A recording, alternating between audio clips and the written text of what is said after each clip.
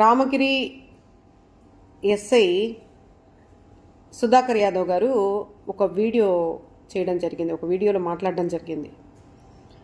అందులో ఆయన ఒక మాజీ ముఖ్యమంత్రిని పట్టుకొని సింగులర్గా జగన్ అని చెప్పి సంబోధించటం, ఎవడు పడితే వాడు అని మాట్లాడడం జరిగింది. ఎవడు పడితే వాడు అంటే అతను ఎవరు అనేది మీకు తెలీదా? అంటే తెలియకుండానే కావాలని మాట్లాడుతున్నారా, లేదా మిమ్మల్ని ఎవరన్నా మాట్లాడమని చెప్తే మీరు మాట్లాడుతూ ఉన్నారా? అరటికాయ తొక్కనా అని చెప్పేసి మాట్లాడడం, నీతి నిజాయితీగా పరిగెత్తి పరీక్షలు రాసి మేము వచ్చాము, ఎవడు పడితే వాడు తీయడానికి యూనిఫామ్ అని చెప్పేసి మాట్లాడుతూ ఉన్నారు. బాగానే ఉంది. సరే, మరి ఒక ఎస్ఐ ఉండి మీరు అంత దారుణమైనటువంటి దాష్టికం జరుగుతూ ఉంటే రాప్తాడు నియోజకవర్గంలో ఏం జరిగింది ఏంటనేది మీకు తెలీదా? గత కొద్ది రోజుల క్రితం నుంచి అక్కడ ఎటువంటి వాతావరణం నెలకొంది, లింగమయ్య అనే వ్యక్తి ఏ విధంగా హత్యగావింపబడ్డాడు, దానికి గల కారణాలేంటి అనేది మీకు తెలీదా? న్యాయం అన్యాయం గురించి మాట్లాడుతున్నారు కదా. లింగమయ్య పైన ఎంతమంది వచ్చి దాడి చేశారు, మరి మీరు ఎంతమంది మీద కేసు పెట్టారు? అంటే దాదాపు 20 మంది పైన దాడి చేస్తే కేవలం 2 పైన కేసు పెట్టారు. మీరు మళ్ళీ న్యాయం అన్యాయం గురించి మాట్లాడుతున్నారు. ఎవరికో అంటే ఏదో పార్టీకి కొమ్ము కాస్తూ, ఆ పార్టీ ఏంటనేది మీకు కూడా తెలుసు. ఎవరికి కొమ్ము కాస్తున్నారో, ఎవరు చెప్తే మీరు ఫాలో అవుతున్నారో, ఎవరి ఆదేశాల మేరకు మీరు పనిచేస్తూ ఉన్నారో, కాకి యూనిఫామ్ వేసుకుని అంత ఉన్నతమైన స్థానంలో ఉండి ఒక న్యాయ వ్యవస్థలో ఉండి ప్రజలకి న్యాయం చేయవలసింది పోయి ఒక నాయకులకి ఊడుగం చేస్తూ అధికారులకి కొమ్ము కాస్తూ పార్టీ రంగు పులుముకొని మీరు ఈరోజు అంటే మీ పోలీస్ వృత్తికి అన్యాయం చేస్తూ ఈరోజు మీరు న్యాయం అన్యాయం గురించి మాట్లాడుతూ ఉన్నారు. నిజంగా మీ గుండెల మీద చేసుకొని చెప్పండి, అక్కడ ఏం జరిగింది ఏంటనేది ప్రతిదీ కూడా మీకు తెలుసు, అక్కడ ఉన్నటువంటి చాలామంది ప్రజలకి కూడా తెలుసు.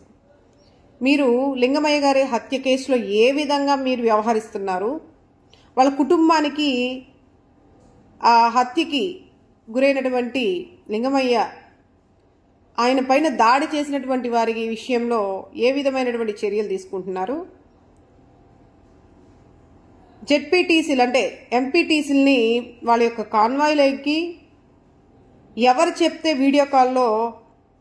మీరు వీడియో కాల్లోకి తీసుకొని దౌర్జన్యంగా వాళ్ళ పైన బెదిరింపులు చేస్తూ వాళ్ళని కట్టడి చేసి అక్కడ ఉన్నటువంటి ఎంపీటీసీలందరినీ కూడా జనరల్గా ఎంపీపీ ఎన్నికల్లో దాదాపు 9 మంది ఎంపీటీసీలు ఉంటే ఎవరికి వస్తుంది మరి గెలుపు ఎవరిది ఉంటుంది? 1 టీడీపీ వాళ్ళకుండి 9 ఎంపీటీసీలు ఉంటే ఎవరికి జరగాలి? అధికారం అనేది ఎవరికి రావాలి? అది మీకు తెలియందా? అంటే మీరు మీ పోలీసు ఉద్యోగానికి మీరు న్యాయం చేయట్లా. ఎవరి కోసమో మీ యొక్క అధికారాన్ని చలాయిస్తూ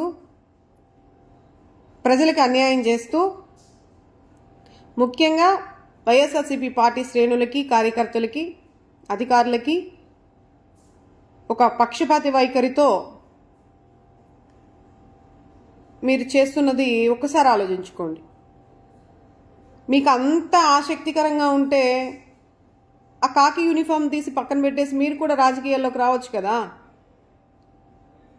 ఈరోజు మీరు జగన్మోహన్ రెడ్డి గారిని, ఒక మాజీ ముఖ్యమంత్రిని ఒక సింగులర్గా హెచ్చరించి జాగ్రత్తగా మాట్లాడు జగన్ అని చెప్పి సింగులర్గా సంబోధిస్తూ ఎవడు పడితే వాడు వచ్చి తీస్తాడా ఈ కాకి, బట్ నువ్వేమైనా ఇచ్చావా, ఇదేమైనా అరటికాయ తొక్కనా అని చెప్పేసి మాట్లాడుతూ ఉన్నారు.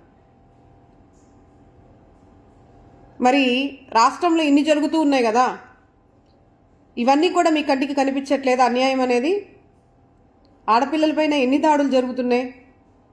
మరి పోలీస్ వ్యవస్థ మీరున్నారని ఒక ధైర్యంతో ఈరోజు ప్రజలు బ్రతుకుతూ ఉంటే మీరు ఏమాత్రం న్యాయం చేకూరుస్తున్నారు బాధితులకి? మొన్న తిరుపతిలో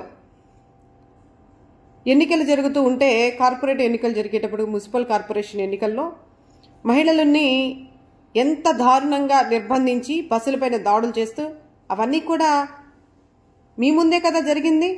అంటే మీరంటే మీ కాదు, పోలీసు వారు ముందే కదా జరుగుతున్నాయి అవన్నీ కూడా. మరి వాటన్నిటిని ఆపగలుగుతున్నారా? ఇవన్నీ అన్యాయం అనిపించట్లేదా మీకు? అంతేకాకుండా కూటమి ప్రభుత్వం రావడంతోనే వెంటనే నూజివీడులో ఒక వ్యక్తిని రోడ్డు మీద, అంటే నడి రోడ్డు పైన జనాలందరూ చూస్తూ ఉండగానే కానిస్టేబుల్ కూడా అక్కడే ఉన్నారు. కానిస్టేబుల్ అదేదో చోద్యం చూస్తున్నట్టుగా, ఏదో సినిమా చూస్తున్నట్టుగా చూస్తూనే ఉన్నారు. ఆయన పాటికైనా కూటమి నాయకుడు, అక్కడ లోకల్గా ఉన్నటువంటి నాయకుడు నూజివీడులో అతి దారుణంగా కత్తి తీసుకొని రోడ్డు పైన పొడుచుకుంటూ వెళ్తూ ఉన్నాడు. మరి ఇది అన్యాయం అనిపించట్లేదా మీకు? అదేవిధంగా వినుకొండలో రషీద్ని రోడ్డు పైన అంత దారుణంగా కూటమి నేతల యొక్క, ముఖ్యంగా టీడీపీ నేతల యొక్క సపోర్టుతో ఎంతో ధైర్యంగా ప్రజలందరూ చూస్తుండగానే నడి రోడ్డు పైన అంత విచక్షణారహితంగా నరుకుతూ ఉంటే మీకు అది అనిపించలేదా ఇది న్యాయం అన్యాయం అని?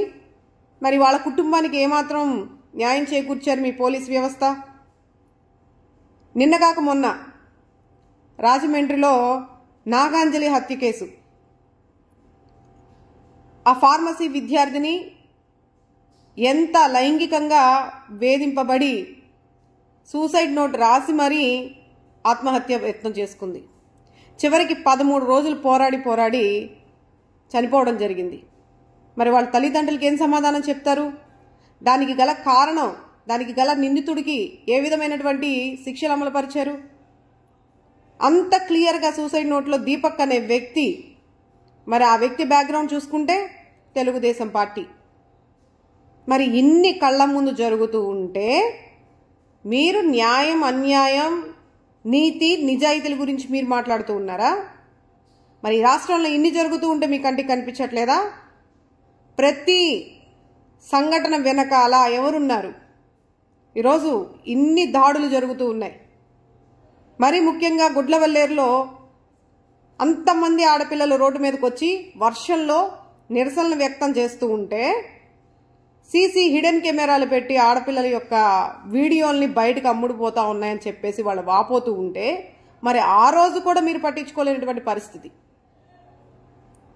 ఈరోజు మీరు నీతిగా నిజాయితీగా మీరు వృత్తి చేస్తూ ఉన్నారా? వీటన్నిటికీ సమాధానం చెప్పాలి. వీటన్నిటికీ ప్రతి ఒక్కరు కూడా సమాధానం చెప్పాలి. మరి ముఖ్యంగా వైఎస్ఆర్సీపీ పార్టీ యొక్క కార్యకర్తల్ని, నాయకుల్ని, శ్రేణుల్ని అక్రమంగా అరెస్టులు చేస్తూ వాళ్ళ ఇంటిపైన అర్ధరాత్రులు అపరాత్రులని లేకుండా 3 గంటలకి 4 గంటలకి తెల్లారి గంటలు కూడా వచ్చి అరెస్ట్ వారంటీలో ఉన్న డేట్ కన్నా ముందు రోజే వాళ్ళని అరెస్ట్ చేసి